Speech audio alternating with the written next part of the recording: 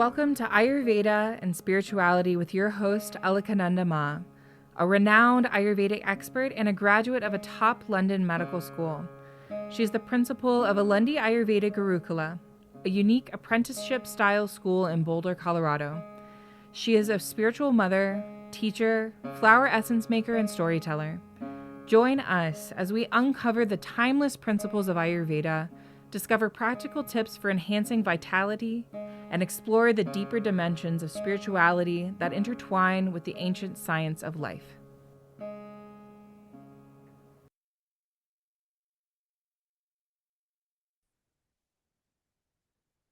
Welcome, everyone.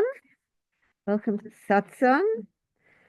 Satsang is a meeting of hearts, a gathering of friends to inquire into the truth. Today, we are going to be taking a few gems from Taittiriya Upanishad. And we're starting on the first book or first chapter of Taittiriya Upanishad. And we're going to look at very interesting section 5, Bhurbhuvasvaha iti va etas tishro Vayuhruttaha. This is something we were talking about quite a lot previously when we were talking about the Mandukya Upanishad, and even before that. So here we go. Bhu, Bhuvaha, Suva. Verily, these are the three utterances. These are the Vayuhruttaya. So remember, the Bhu is the earth, Bhuvaha is the atmosphere, Subha or Svaha is the heaven. Then the son of Mahachamsa made known a fourth one, Maha. Maha is the sun. By the sun do all the worlds become great. That is Brahman. That is the self. Its limbs are the other gods. So very close tie-in with what we were previously studying in Mandukya Upanishad with the A, the U, the Ma, and the Om, with the physical, subtle, and causal body, the waking state, dream state, deep sleep state. Here we are, the Bhu, corresponding to the physical body, the waking state, the Bhuvaha, corresponding to the subtle body, Sukshma Sharira, and the dream state, and the Swaha or Suvaha, corresponding to the causal body, the deep sleep state. These are the utterances, and they are uttered at the start of all the rituals. So we do the Vayuhruti Homa, Om Bhu Swaha, Agnaye Idam Namama, Om Bhavaha Swaha, Vayuve Idam Namama, Om Sva Swaha, Suryaya Idam Namama, Om Bhurbhavaha Swa Swaha, Prajapataye Idam Namama. So in Taittiriya Upanishad, they make the fourth by adding in Maha. In the typical Vayuhrutis, they make the fourth by putting all the three together. So for earth, we're offering to Agni, to fire, because that's what dwells in the earth. For Om Bhuvasvaha, in the air, we're offering to Vayu, because that's the happening thing in the air. Om Swaswasa Swaha Suryaya, in the heavens, we're offering to Surya, the sun. That's what's happening in the heavens. And then it goes Bhurbhuvasva Swaha Prajapati. Then we're offering to great grandfather. We're offering to the progenitor. Here we go. Bhu iti va agnihi. Bhuva iti vayu. Suvar iti adityaha. Maha iti chandrama. Chandramasa vava sarvani jyotimsi mahiyante. Bhu is fire, as we just said. Bhuva is Vayu, is the air. Suva is the sun. Maha is the moon, and by the moon do all the lights become great. Now it's going into the four Vedas. Bhu is the Rig Veda.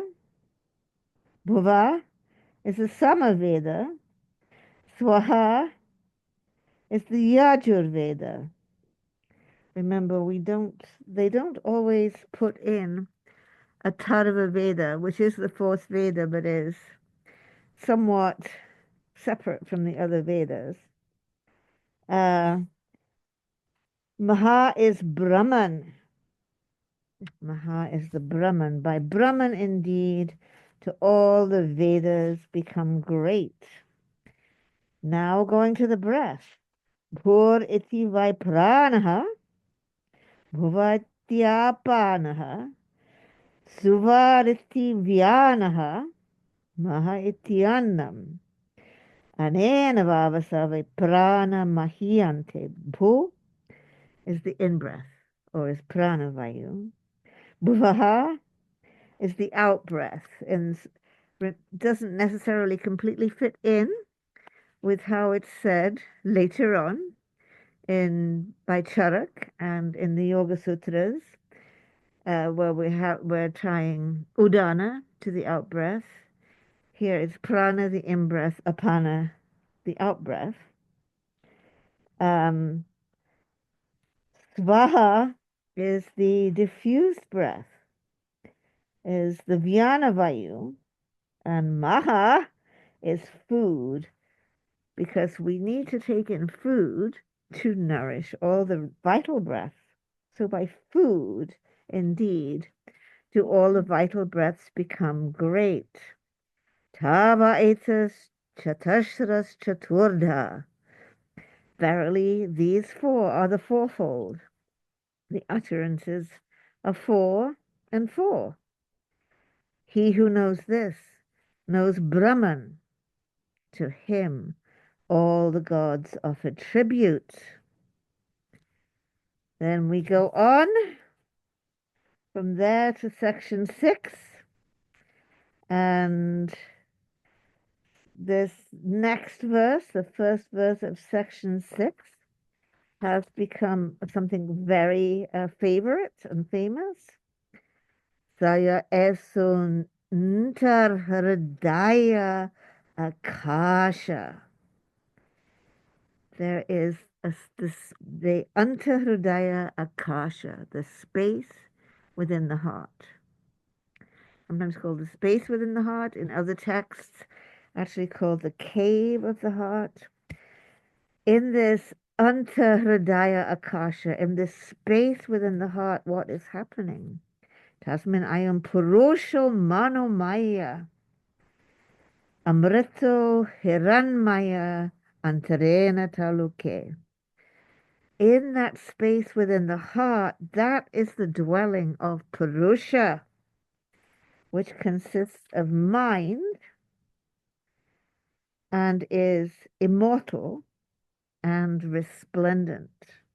Amrito Haranmaya, immortal and resplendent. And then goes to the uvula, that which has a very cute description of the uvula, that which hangs down between the palates like a nipple. That's a very cute description of the uvula. That is the birthplace of Indra, whereas the edge of the hair splitting up the skull of the head. In fire, as Bhu, he rests, and in air, as Bhuva. So the Brahman who is said to be so remote is here seen so close to us. The Supreme is present everywhere. Here we see that the Supreme dwells in our own heart.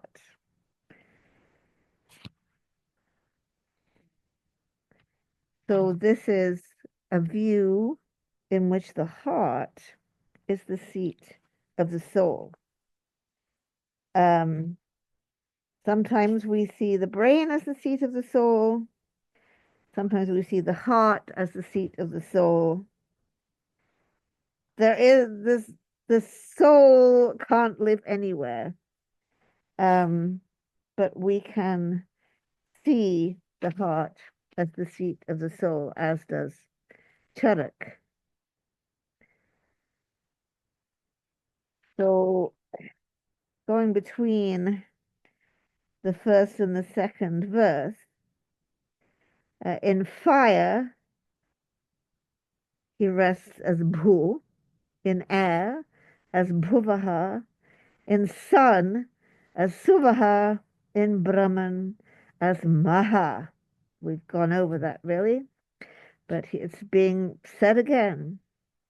He attains self-rule, Swarajyam, self-rule. That of course becomes a word much later. That Swaraj becomes a word for having home rule instead of being ruled by an empire.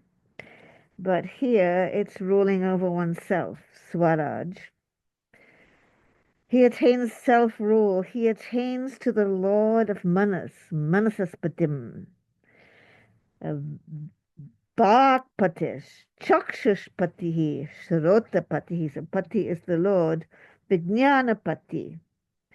So he's the Lord of Manas, the Lord of speech, Chakshush, the eyes, the Lord of sight, Shrotapatihi, the Lord of hearing, Vijnanapatihi, the Lord of intelligence.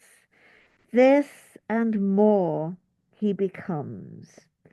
Even Brahman, whose body is space, whose self is the real, whose delight is life, whose mind is bliss, who abounds in tranquility, who is immortal. This is how we should contemplate. This Brahman seems so distant, so far away, because inconceivable, unknowable, ungraspable, yet dwells in the space of our heart, nearer to us than ourselves. And becomes the one who rules all our faculties, our speech, our sight, our hearing, our intellect. Brahman, whose body is space, whose self is the real. Akasha Shariram Brahma, the body is space. Satyatma Pranaramam, whose delight is prana. Mana Anandam, whose mind is bliss. Shanti Samridam Amritam, who abounds in tranquility and who is immortal. Sometimes just all you have to do, even when you just hear the words in English or to speak of in Sanskrit, you kind of get a teeny weeny taste. When those words, the real, the one who delights in prana, whose mind is ananda, who abounds in shanti, who's amrita. Sometimes when you just hear those things, they kind of like taking a shower in reality. It kind of like refreshes you, it washes over you, and you feel a little closer just reading this stuff. It's like an experience I had. I was furloughed home to England sick when I was doing my 5 years in India. I was staying with my parents, and I was working with holistic cancer therapy, and I got assigned to this person. This is back in the 80s. This is when people that got breast cancer mostly would end up dying of it, not like now. So it's spring. She's dying of breast cancer, and she wants me to come and support her. And we're looking out at the daffodils, and she says, I didn't think I'd see another spring. And then she said, can we, I want to talk about death. She said, nobody will talk to me about death. The doctors won't talk to me about death. Neither will the priest talk to me. Nobody will talk about death. I want to talk about death and what happens when you die. And I'm like, I have the thing. I brandishing the Upanishads. It's kind of the reverse of the story of back when I was a junior doctor. And the only thing I had to read to my Hindu colleague who was sick with TB was the Gospel of John, because I didn't have the Upanishads then. And he loved it, because it kind of touches on the same thing. You know, I am the vine, you are the branches, abide in me, and I in you, and all. He liked it. She's Christian, but the priest won't talk about death and doesn't know what lies beyond the grave. But the Upanishads tell us about that which does not die, Amrita. So we have this beautiful conversation that our bodies are going to die, but who we really are is immortal. The Upanishads come in handy. Going on to section 7 is the fivefold nature of everything. Prithvi antariksham dhyordisho va avantaradisha agnir vayur adityas chandrama nakshatrani. Earth, air, heaven, the main quarters and the intermediate quarters, fire, air, sun, moon and stars, water, plants, trees, akash, and the body. That is the material existence, the components of the material existence. Prithvi antariksham dhyur, the earth, the atmosphere, the heaven, the four cardinal directions, the four intermediate directions, the fire, the air, the sun, the moon, the stars, water, plants, trees, akash, space, and the body. Now, with regard to the self, and this is now we're coming to the verse that we've been corresponding with Swami Paramananda about this exact verse, because in Prashna Upanishad, we get a pretty detailed discussion of the 5 pranas, which the first mention we're aware of is here: prana, vyana, apana, udana, and samana. Sight, hearing, mind, speech, touch, skin, flesh, muscle, bone, and marrow. Having ordained in this manner, the sage said, fivefold indeed is all. With the fivefold does one win the fivefold. So there's the world outside, which has earth, atmosphere, heaven, cardinal directions, intermediate directions, fire, air, sun, moon, stars, water, plants, trees, ether, and body.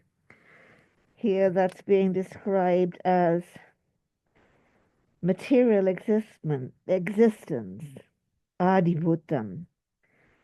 But with this great revolution in consciousness that comes with the Upanishads, we see that there's not just an outer world, there's an inner world. And in the inner world, there are the 5 pranas. prana, vyana, apana, udana, and samana, and then 5 senses. Here described as sight, hearing, mind, speech, and touch. And then skin, flesh, muscle, bone, and marrow. So everything is fivefold. And after reading the correspondence with Swami Paramananda about the 5 pranas, and he says, wow, are the 5 pranas in the Vedas? And when I had a little bit of time to delve into that a tiny bit, and what I got is what's in the Rig Veda is 5 fires. In the Vedic home, there are 5 fires. There's a central hearth in the middle of the home and 4 fires around it. So the 5 pranas come from the 5 fires.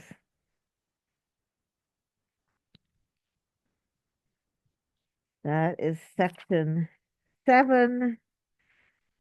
Coming on to section 8. Om. Om iti Brahma. Om itidam sarvam. Om iti anukritir. Om indeed is Brahman. Om itidam sarvam. Om is all. Om, this verily is compliance. That's a kind of funny translation. On uttering, recite, they recite. So with Om, they sing the chants of the Samaveda. With Om Shom, they recite the prayers. With Om, the priest utters the response.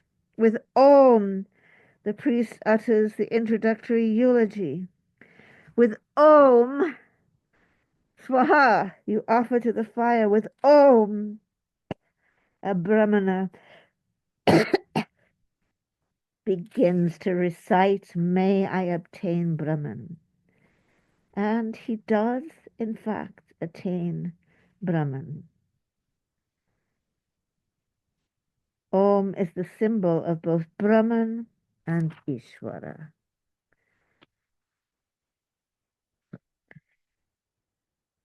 So what is the most important thing to do? Guess what? The stuff we do here.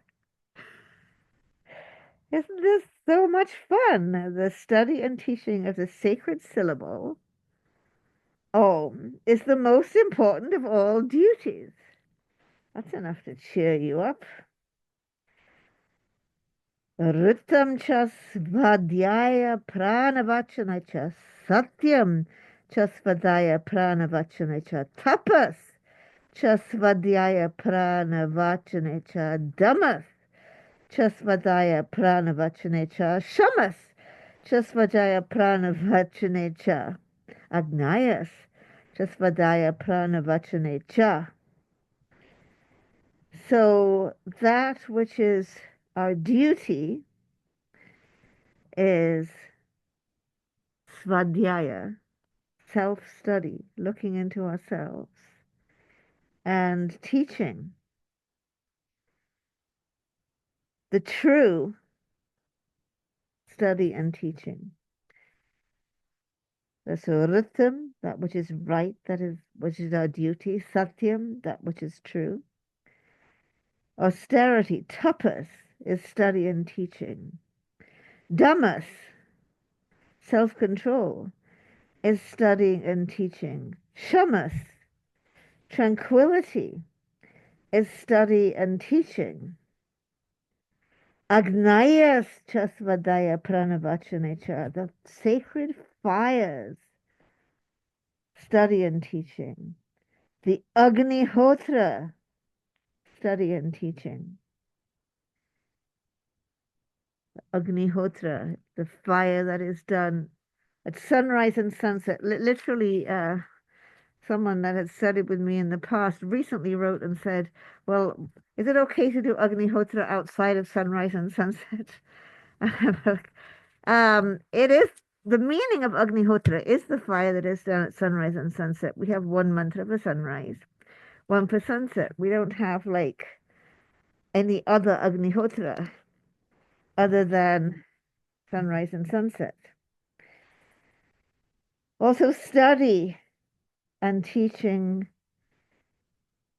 the so the Agnihotra is study and teaching guests. That's very important. Study and teaching humanity, study and teaching offspring, study and teaching begetting, study and teaching propagation of the race is study and teaching. The true is study and teaching alone. That is what we have to do. Svadhyaya is study, pravachana is teaching. That's all we have to do. And we complete all the worship through the self-study and the teaching.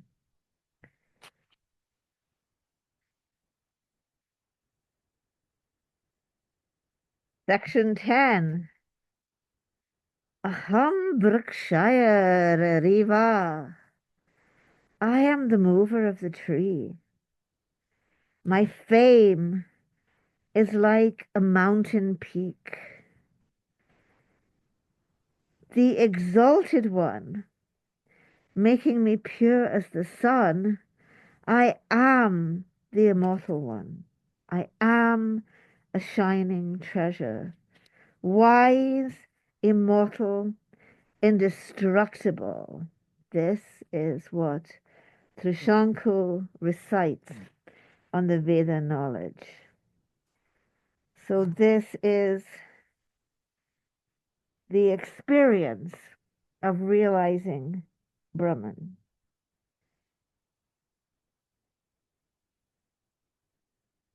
I am the mover of the tree. My fame is like a mountain's peak, the exalted one making me pure. As the sun, I am the immortal one. I am a shining treasure, wise, immortal, indestructible. This is the experience of attaining the knowledge of the Vedas. So you don't get to dance around and say, I am God, when you aren't. But at a certain point, you proclaim this. It's like Mansur or Halaj was a great, great Sufi. And he does this. He attains like this. And he says, Anal Haq, I am the true. Oh my God, blasphemy. He has just committed blasphemy because only God is the true. So the Orthodox people, they come and they flay him alive. They tie him to a post and they flay him alive. And he says, good job, very good job. You're doing the right thing because according to how you think, I just committed blasphemy. Go right ahead, flay me alive. It's very good. And al-haq. At that moment of attaining, that proclaiming happens, as in the case of Mansur. But if we say it when we can't say it, then it would be blasphemy. If there's any separation, it's blasphemy. Our Sufi teacher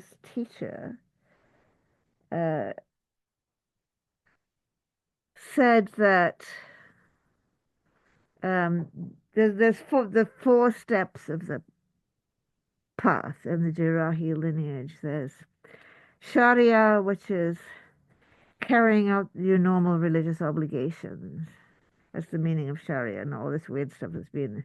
It's like praying 5 times a day and going on pilgrimage and fasting in Ramadan or whatever your religion is following that. Tariqat, the illuminative way, moments of illumination. And then there's hakikat. And hakikat is when you come to the mountaintop and you are united with the black light of truth. And it is taught that when you are in hakikat, to think that you exist is blasphemy. Because you've become one with the black light of truth. There is no separate existence. So this is what Mansur Halaj means when he says, Anal Haq, I am the true. This is what is meant when one attains, one has to proclaim, because it is no longer a separate self that speaks. I am the mover of the tree. My fame is like a mountain's peak. The exalted one making me pure as the sun. I am the immortal one. I am a shining treasure, wise, immortal, indestructible. Such is Trishanku's recitation on the Veda knowledge. And then the next one, this is like the graduation speech, actually. You know, Ma gives her a little speech every graduation. This is the most important graduation speech. It is, speak the truth, practice virtue. Do not neglect your daily reading of the Upanishads. Having brought to the teacher the wealth that is pleasing to him, do not cut off the thread of the offspring. Let there be no neglect of truth. Let there be no neglect of virtue. Let there be no neglect of welfare. Let there be no neglect of prosperity. Let there be no neglect of study and teaching. And don't neglect your duties to the gods and to the ancestors.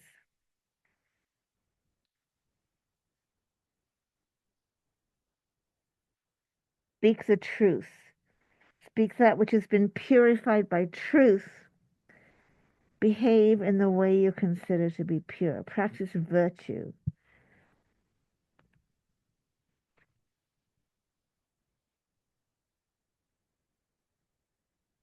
Be one to whom your mother is a god. That's the next part of it. See your mother as God. Be one to whom the father is a god. Be one to whom the teacher is a god. Be one to whom the guest is a god. Whatever deeds are blameless, only practice blameless deeds. Only adopt good practices. So even when we're following our teacher, we should not follow our teacher into bad practices. We have seen this with Chogyam Trungpa Rinpoche, such a great teacher, has given such amazing teachings, but also alcohol dependence. We should not follow that, which has happened with a lot of that Sangha. We shouldn't follow our teacher. Maybe that was right for them. When someone's enlightened and on that status, we really can't judge why they do what they do. But we shouldn't follow that. It's like in the Abbey, they said just because St. Francis wore patched robes doesn't mean you should. Because you haven't attained the level of St. Francis, so take care of your clothes properly. You get there when you get there. Don't pretend. Don't follow your teacher into the bad actions. Uh, respect the Brahmans, respect the teacher. Whatever you give it with faith. Don't give anything without faith. Give plentifully, not just a little bit. Give modestly, give with respect, give with sympathy. If you have any doubt about deeds or conduct, you should behave yourself like those who are competent to judge. This is a kind of a really important teaching that Sadananda and I have. We've finally reached the age where we're running out of these people. We're sort of at the top of the pile now. But, if you don't know the proper way to act, you ask Swami, you ask Anandi Ma, you ask Reb Zalman, you ask your teachers, you ask your elders, and you ask a few of them, and they tell you. Like this is where we got the teaching, no, you can't cut off your parents. I mean, with all due respect, I do understand it's a thing that some people have to do. In our lineage, we were taught, no, you can't do that. Just don't be there for any nonsense from them. They made a very fine distinction, like, send them a card on Christmas. Show up once a year, and if they start acting badly, just like step out, go away. Don't stay there for it. So kind of take care of yourself, but in our lineage, you're not allowed to do that thing. But maybe in other lineages you are. Maybe people's therapists have asked them to. I just give that as an example. Like many times when we have been faced with, should we act in this way or this way? You appeal to the sadhus. You appeal to the ones you regard as your spiritual elders. You get their advice and you implement it because the people you think know what is good conduct have advised you about your conduct.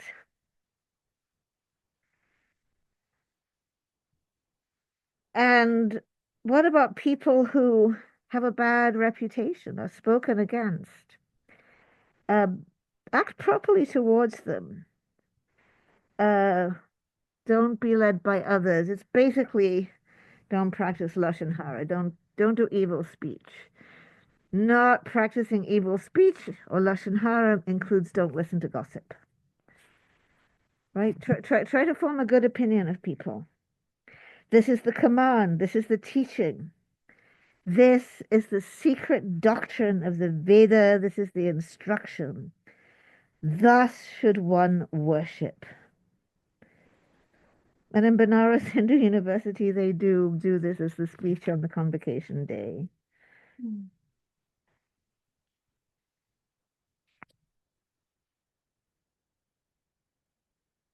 Om, may Mitra be propitious to us. May Varuna be propitious to us. May Aryaman the sun be propitious to us. May Indra and Brihaspati be propitious to us. May Vishnu of wide strides be propitious to us. Salutation to Brahman, salutation to Vayu, the wind. Thou art indeed the perceptible Brahman. Of thee indeed, perceptible Brahman, I have spoken. I have spoken of the right. I have spoken of the true. That has protected me. That has protected my speech. Indeed, that has protected me. That has protected the speaker. Om Shanti, Shanti, Shanti.